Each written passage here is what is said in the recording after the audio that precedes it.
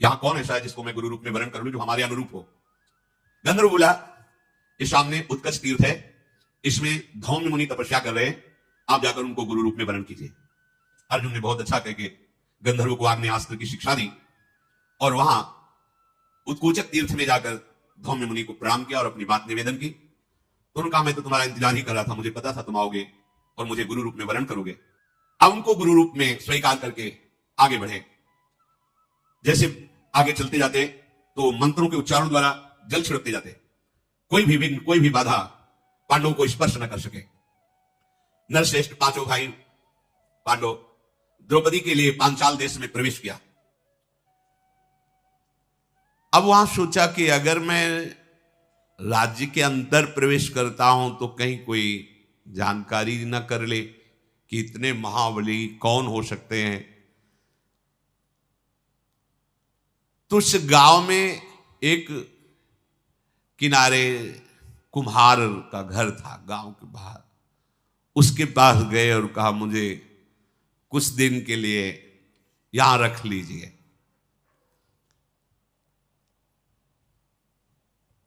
उधर स्वयंवर की रचना हुई, बड़े बड़े राजाओं को निमंत्रण किया गया जो वहां स्वयंवर में पधारने लगे।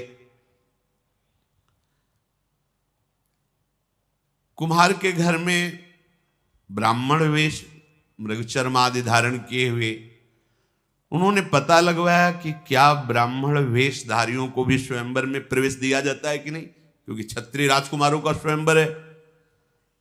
तो वहां सूचना मिली कि ब्राह्मणों को विशेष आसन दिया गया है स्वयंवर में। पांडव लोग राजा द्रुपद के द्वारा दक्षिण पांचाल देश में कुम्हार के घर में सुरक्षित रह रहे थे।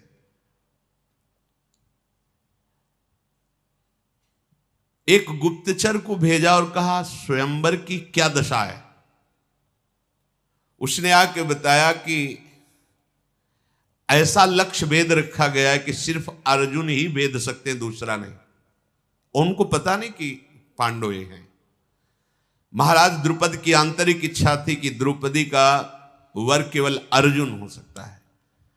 तो उन्होंने एक ऐसा कृत्रिम लक्ष्य रखा है कि एक छोटा सा छिद्र यंत्र के आसपास पटा हुआ है और उस छिद्र के ऊपर मछली जो निरंतर घूम रही, उस छिद्र से 5 बाण घूमती हुई मछली के आंख में मारना है। उस छिद्र से, जैसे कहीं कहीं छोटी छोटी कथाओं में कि वो नीचे से तेल पर आकृति देख के, महाभारत ग्रंथ में ऐसा नहीं। ग्रंथ में है कि एक ऐसे सपाट ऊपर आकाश की तरफ और उसमें एक छिद्र, और उस छिद्र के ऊपर मछली ऐसी घूम रही है और उस छिद्र से घूमती हुई मछली की आंख में 5 बाण मारने, 5 बाण ही रखे, जो बराबर 5 बाणों को संधान करके मार देगा, द्रौपदी उसी के गले पे जयमाला डालेंगी। द्रौपदी की ऐसी घोषणा है। पांडव निश्चिंत हुए, गए और ब्राह्मणों के बीच में बैठ गए। महाराज द्रुपद की घोषणा सुनाने के लिए धृष्टद्युम्न ने कहा, हमारे महाराज की घोषणा है, जो वीर इस धनुष पर प्रत्यंचा चढ़ाकर 5 बाणों से इस छेद के ऊपर जो मछली है उसकी आंख में लक्ष्य वेद कर दे, वही हमारी बहन को प्राप्त कर सकता है। जब घोषणा हो गई तो बड़े बड़े ऋषि मुनि ब्राह्मण सब जय हो स्वस्ति वाचन करने लगे। बड़े बड़े नरपति आए हुए थे, सब अपने अपने वस्त्र संभालने लगे, कमर कस करके वहां पहुंचे। मानो ऐसे जैसे ज्वार भाटा आ गया हो समुद्र में, ऐसे राजाओं की भीड़ थी। जनपद की प्रजा भी देख रही थी। राजकुमारी द्रौपदी जयमाला लिए हुए स्वयंवर में पधारी। ऐसा स्वरूप, श्याम वर्ण, कमल नयनी, देखते ही सब बस अब हम ही लक्ष्य वेद कर ले। पूरा समाज बैठा हुआ है, एक एक राजा उठता है तो कोई कोई धनुष खींच कर उसमें प्रत्यंचा चढ़ाता है, ऐसा झटका लगता है कि मुंह भरा नीचे गिर जाता है, अपने कपड़े संभालता है, चुपचाप बैठ जाता है जाके। दुर्योधन, दुर्विशह, दुर्मुख, दुष्प्रदर्शन, विविंशति, विकर्ण, कर्ण, दुशासन, ये सब बड़े बड़े कौरवजन भी अपनी। इधर भगवान श्री कृष्ण बलराम ये भी आए हुए थे। भूमंडल के विख्यात विख्यात जितने वीर हैं, शल्याद, सब, जरासन, सब आए हुए थे। वे सब क्रम से उठने लगे, जैसे जो ज्यादा सम्माननीय वो पहले जाए। लक्ष्य वेधने का दृढ़ संकल्प करके,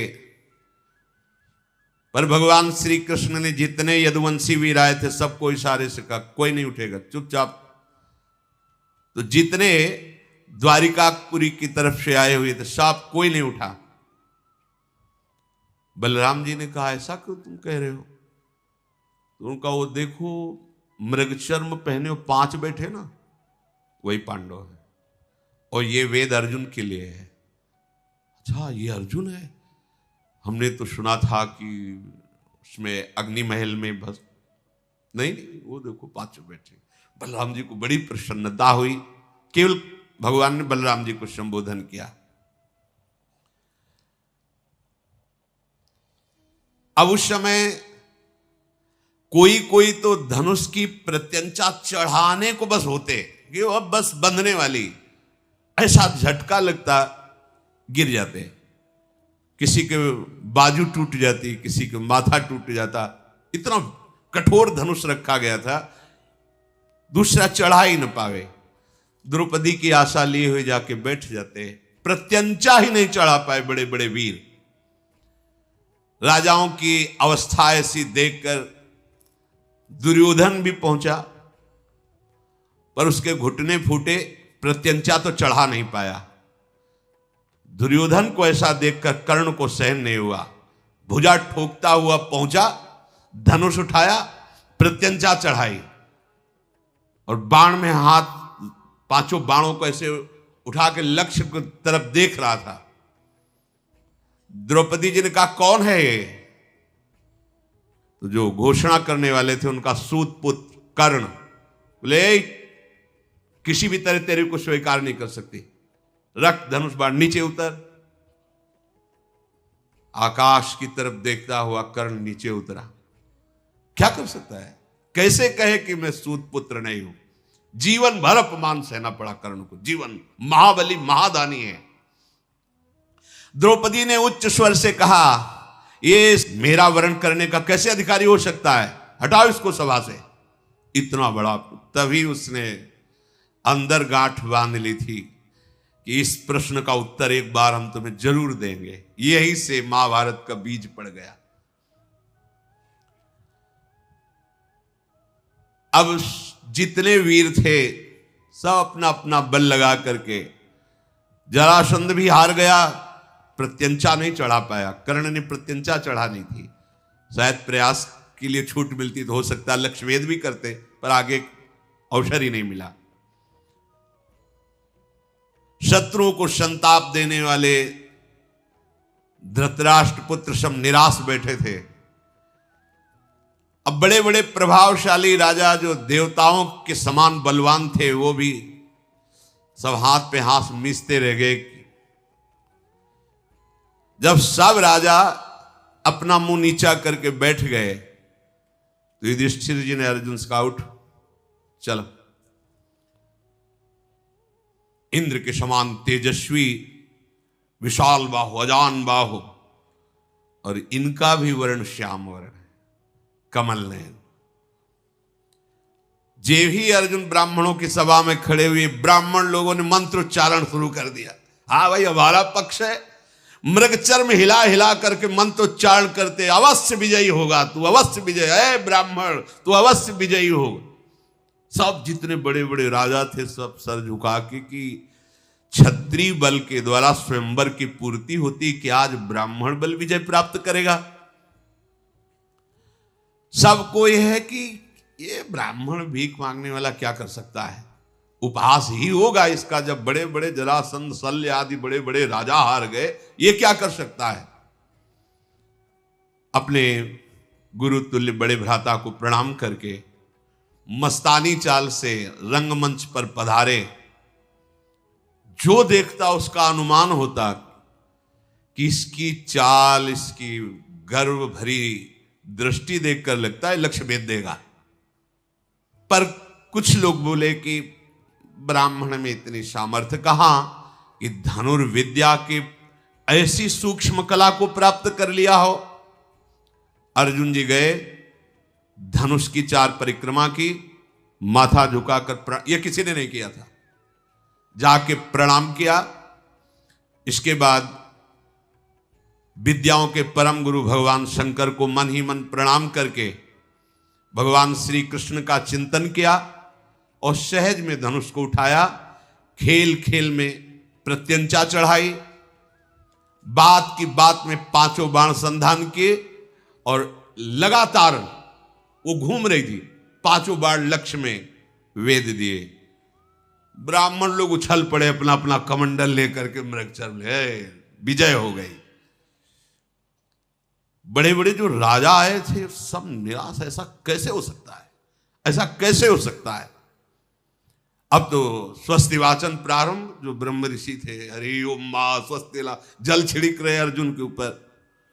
राजाओं ने कहा कुछ नहीं हुआ, लक्ष्य भेद करके द्रौपदी को नहीं ले जा सकता। हम बहादुर राजाओं के बीच से द्रौपदी को ब्राह्मण नहीं ले जा सकता।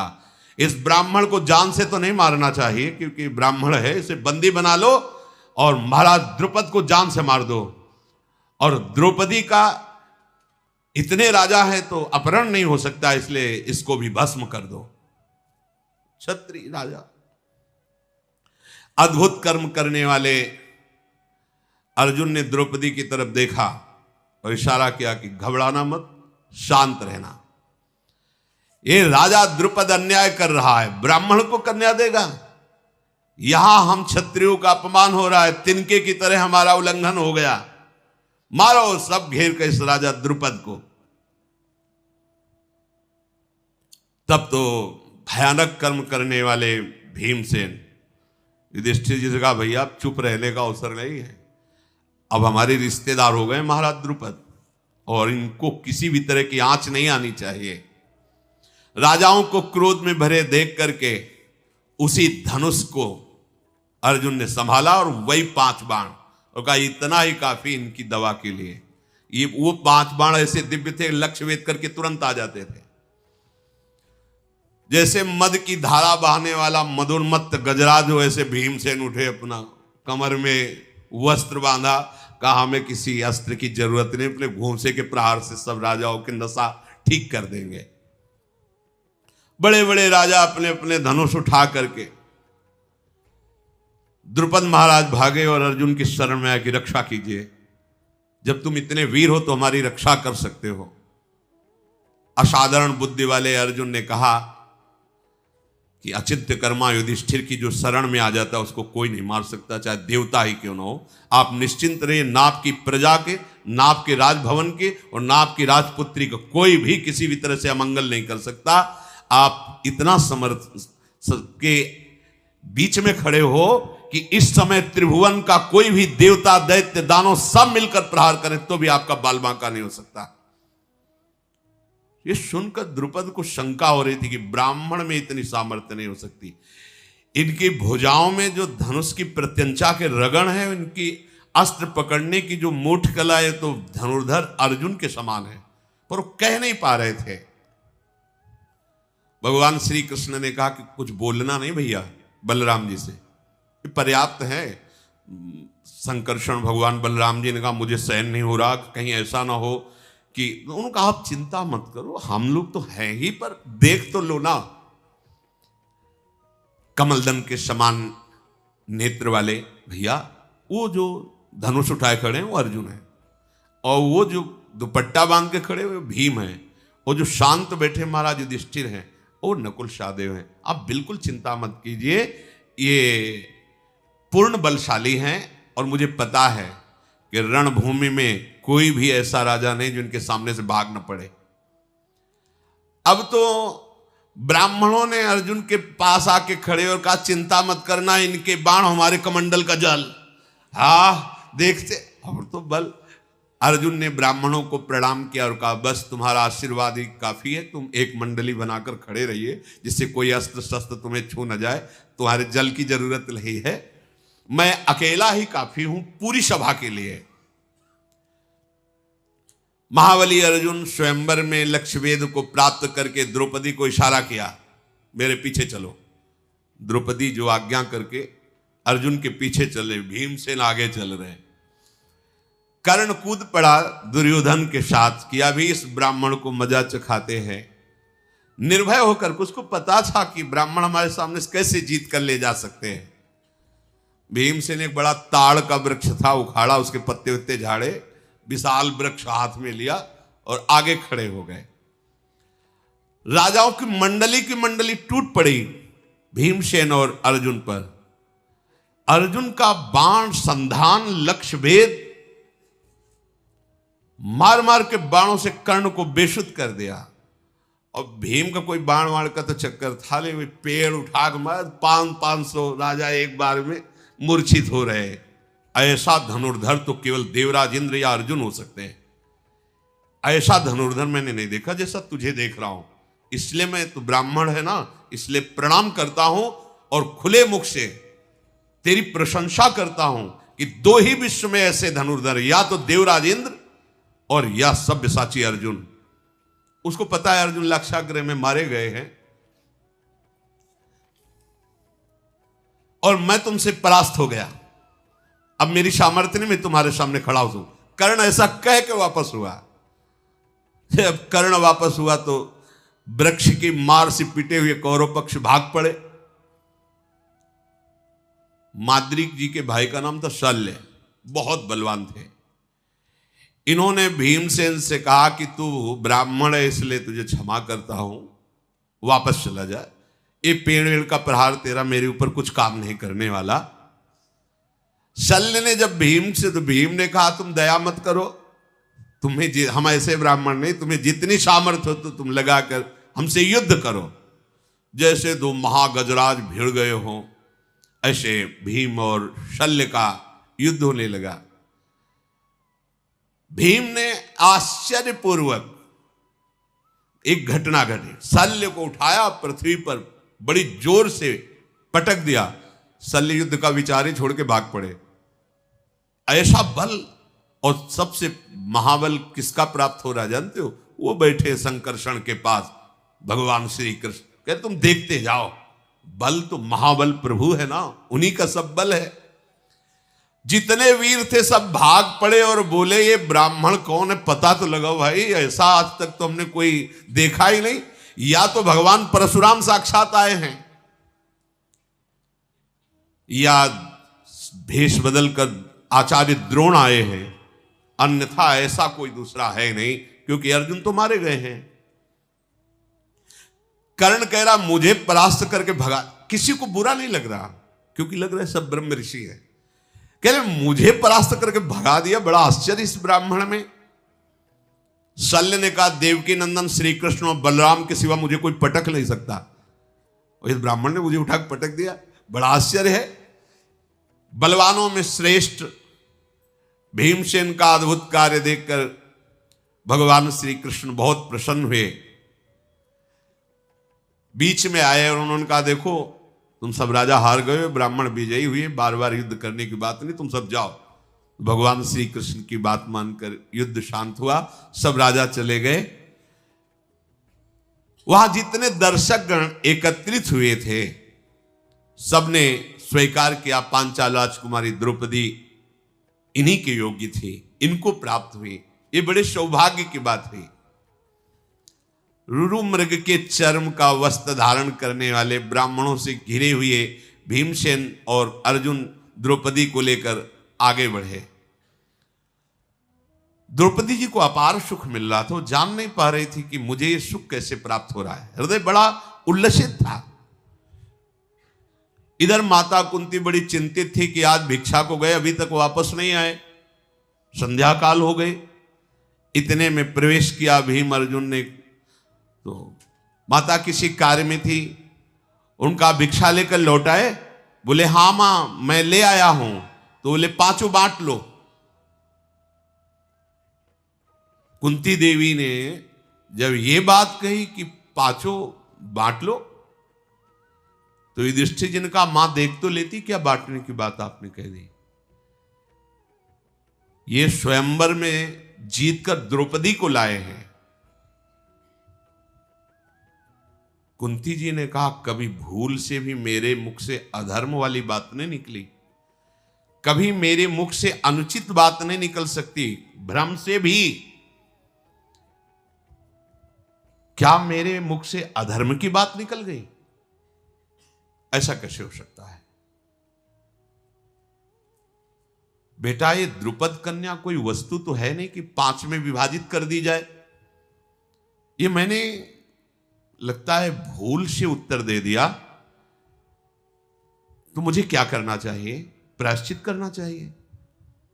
युधिष्ठिर, क्या मेरी बात संशययुक्त है? क्या मेरी बात मिथ्या है, भ्रमयुक्त है? क्या मुझे ऐसा बोलने से अपराध लगेगा? युधिष्ठिर जी बड़े धर्मात्मा और बुद्धिमान थे। उन्होंने कहा कि माता मैं आपको आश्वासन देता हूं, आपके मुख से जो बात निकली वो धर्मयुक्त है।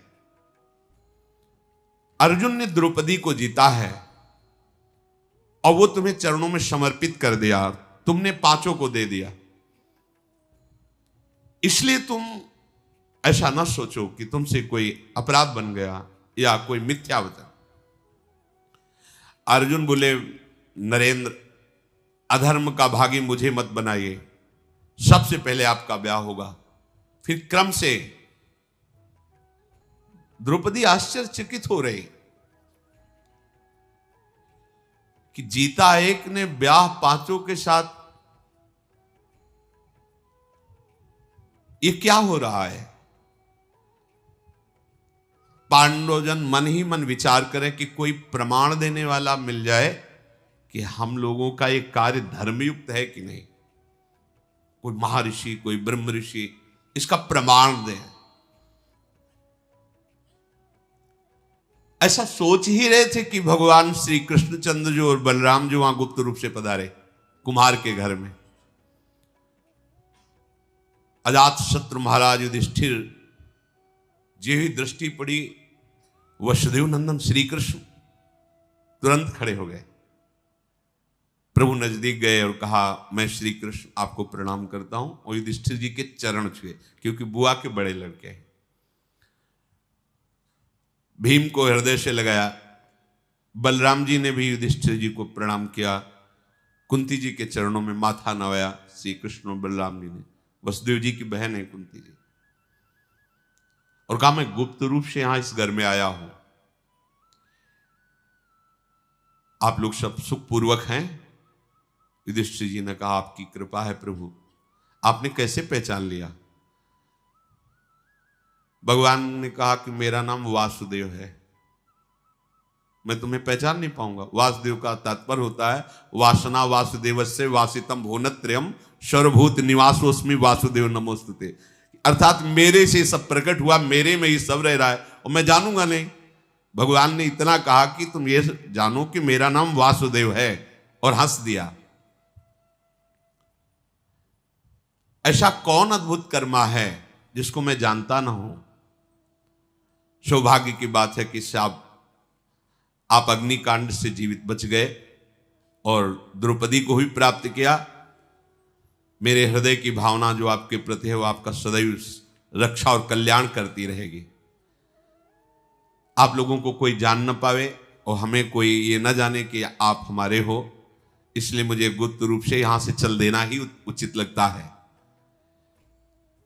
भीमसेन और अर्जुन कुम्हार के घर में जब द्रौपदी जी को लेके गए थे, तो धृष्टद्युम्न जो द्रौपदी के भाई थे, द्रुपद ने कहा था ये कौन से ब्राह्मण हैं, कहां से आए हुए हैं, हमें कुछ पता नहीं, तुम और तुम्हारे गुप्तचर तुरंत इनके पीछे लगो और हमें कुछ ही घंटे में सूचना दो ये कौन है, कहां से आए हैं, ऐसी वीरता इनको कैसे प्राप्त हुई?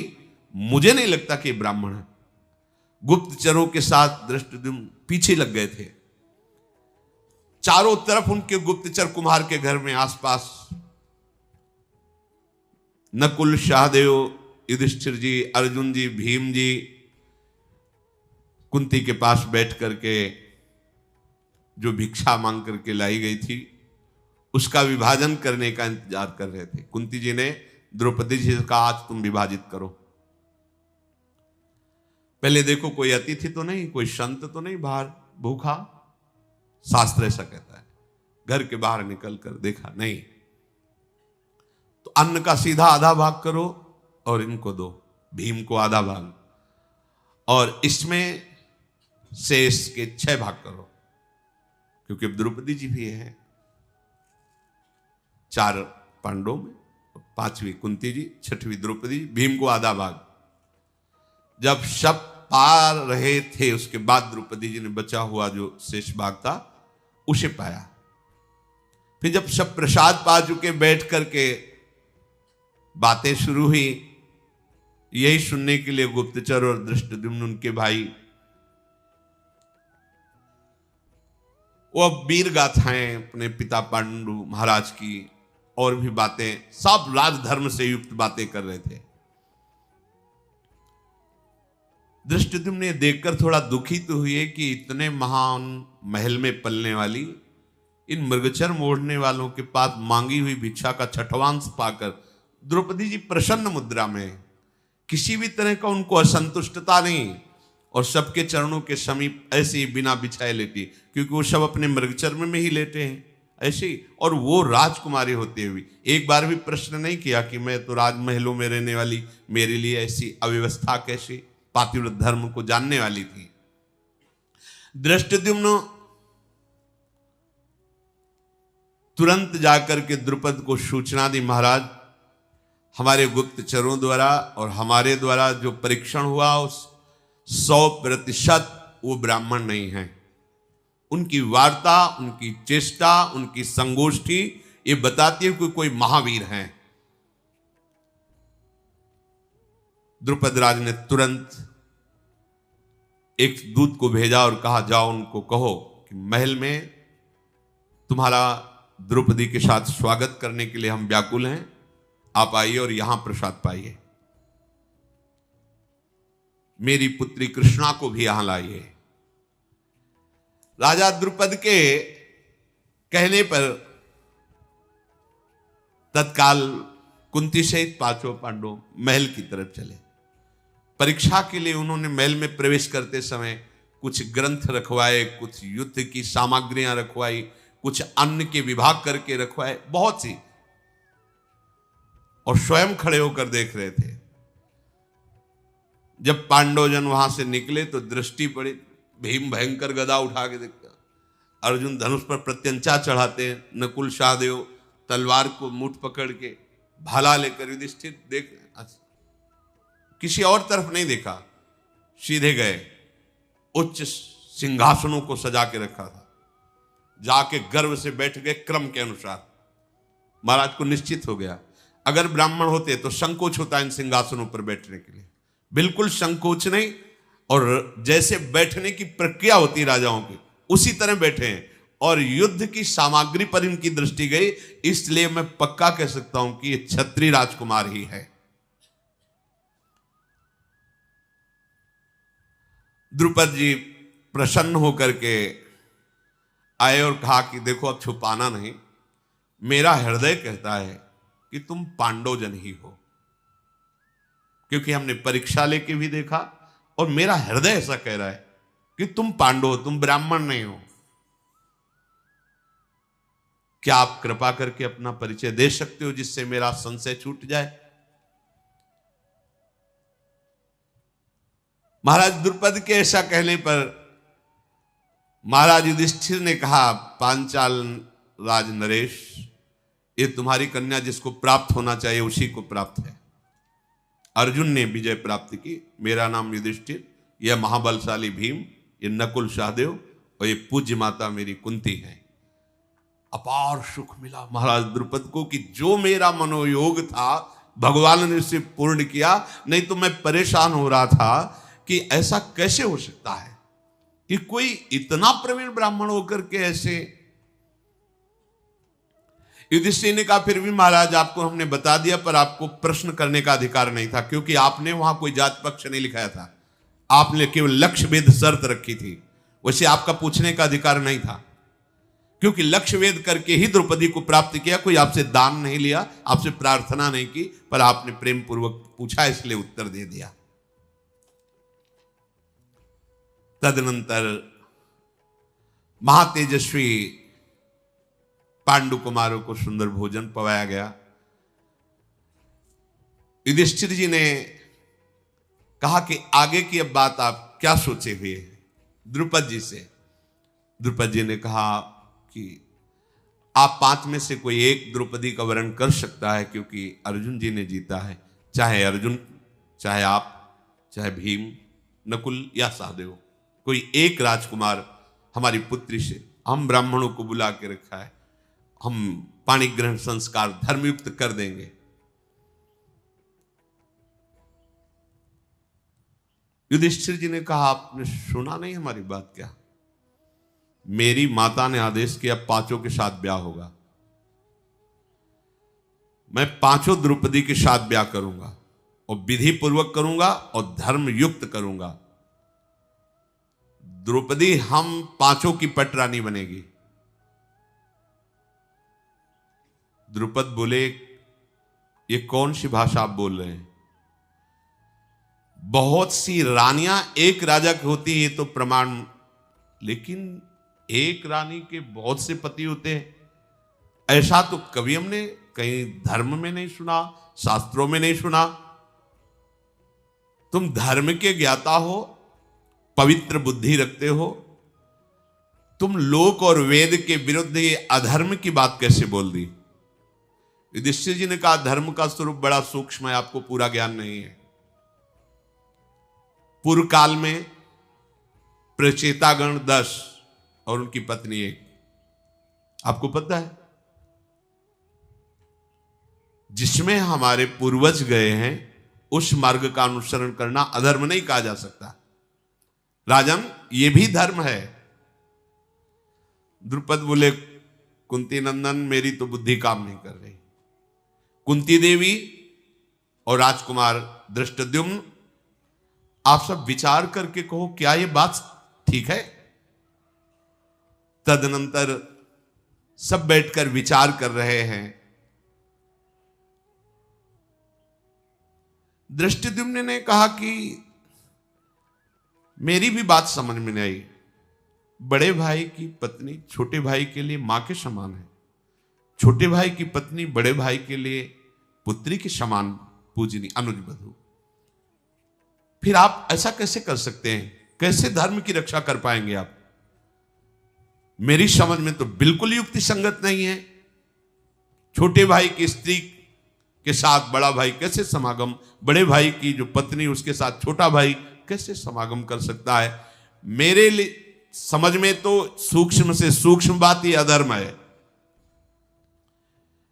युधिष्ठिर जी ने कहा मेरी वाणी कभी असत्य नहीं बोलती, मेरी बुद्धि स्वप्न में भी अधर्म को स्वीकार नहीं करती, और मेरा मन इस बात में राजी है, इसलिए परम धर्म है। धर्मात्माओं में श्रेष्ठ जटिला नाम की गौतम गोत्र की कन्या 7 ब्रह्म ऋषियों से विवाह किया था। कंडमुनि की पुत्री वार्क्षी ने तपस्या से पवित्र अंतःकरण वाले 10 प्रचेताओं को पति रूप में वर्ण किया था, 10 के साथ एक पुत्री। तो धर्मज्ञ गुरुजनों के द्वारा बताया गया धर्म संज्ञक मार्ग ये भी है, इसमें कोई दोष नहीं। सब गुरुओं में श्रेष्ठ मेरी माता कुंती मेरी प्रथम गुरु हैं, और वो महान भक्त भी हैं। उन्होंने आदेश किया 5 बांट करके बराबर, अब यही धर्म हमारे लिए है। हमारी माता का कहा हुआ वचन कभी मिथ्या नहीं हो सकता। ये सब बात चल ही रही थी कि इतने में भगवान व्यासदेव जी पधारे। सब आनंद से मुकर उनका अर्घपाद्य आदि से पूजन किया। बैठाओ का प्रभु। द्रुपद जी ने कहा कि ये समस्या है। भगवान व्यासदेव जी ने कहा ये जो महाराज युधिष्ठिर बोल रहे हैं ये धर्म है, ऐसा विधान है। द्रुपद तुमसे हम एकांत में बात करना चाहते हैं।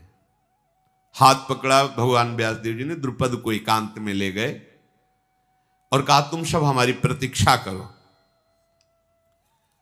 भगवान व्यासदेव जी ने द्रुपद से कहा कि एक बार की बात है कि एक तपोवन में एक मुनि कन्या भारी तपस्या से युक्त होकर भगवान शंकर को प्रसन्न किया और महादेव जी जब प्रकट हुए तो उसने 5 बार पति की मांग की। धर्मात्मा पति प्राप्त हो, सत्यवादी पति प्राप्त हो, महाबली पति प्राप्त आदि आदि। तो भगवान महादेव जी ने तथास्तु कहा। वो जो जो मांगा ये 5 हैं, धर्मराज, युधिष्ठिर, अर्जुन, भीमसेन, नकुल, सहदेव। तो ये महादेव के वरदान से उसको प्राप्त हुई। ये पहले से विधान है, कोई नया विधान यहां प्रकट नहीं हुआ है। महाराज द्रुपद बिना कुछ विचार किए उन 5 महापुरुषों को अपनी पुत्री का वरण कर दो। ब्रह्मा जी ने पहले से ही ये विधान रच रखा है, ये अधर्म नहीं है। भगवान व्यासदेव जी ने ऐसा उपदेश किया। महाराज द्रुपद ने ब्राह्मणों के द्वारा जो पाणी ग्रहण संस्कार की प्रक्रिया है उससे पांडवों का ब्याह कर